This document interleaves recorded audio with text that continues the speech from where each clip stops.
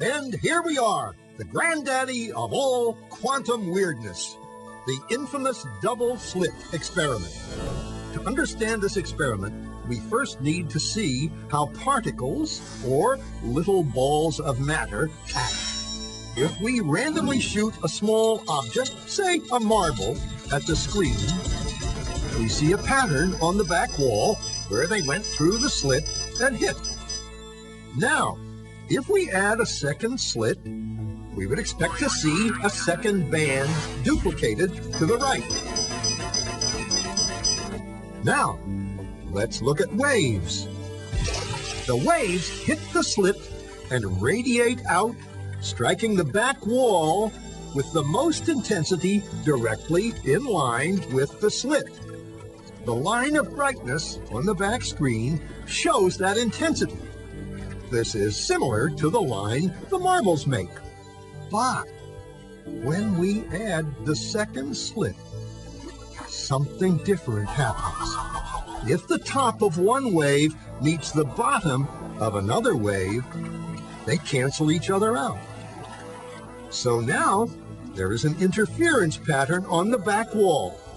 Places where the two tops meet are the highest intensity, the bright lines, and where they cancel, there is nothing. So, when we throw things, that is, matter, through two slits, we get this, two bands of hits. And with waves, we get an interference pattern of many bands. Good so far. Now, let's go quantum.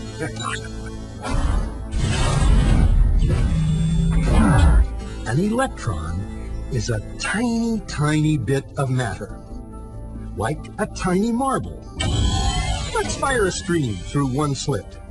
It behaves just like the marble, a single band. So, if we shoot these tiny bits through two slits, we should get, like the marbles, two bands. What? An interference pattern. We fired electrons, tiny bits of matter through. But we get a pattern like waves, not like little marbles. How? How could pieces of matter create an interference pattern like a wave? It doesn't make sense. But physicists are clever. They thought, maybe those little balls are bouncing off each other and creating that pattern. So, they decide to shoot electrons through one at a time. There is no way they could interfere with each other. But after an hour of this, the same interference pattern is seen to emerge. The conclusion is inescapable. The single electron leaves as a particle, becomes a wave of potentials, goes through both slits, and interferes with itself to hit the wall like a particle. But mathematically, it's even stranger. It goes through both slits and it goes through neither. And it goes through just one and it goes through just the other. All of these possibilities are in superposition with each other. But physicists were completely baffled by this. So they decided to peek and see which slit it actually goes through. They put a measuring device by one slit to see which one it went through and let it fly.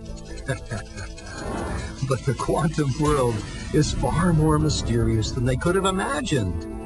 When they observed, the electron went back to behaving like a little marble. It produced a pattern of two bands, not an interference pattern of many.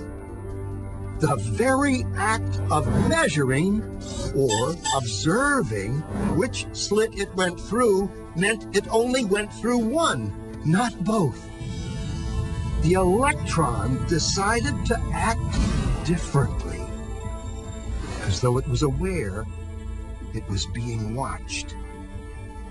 And it was here that physicists stepped forever into the strange, never-world of quantum events.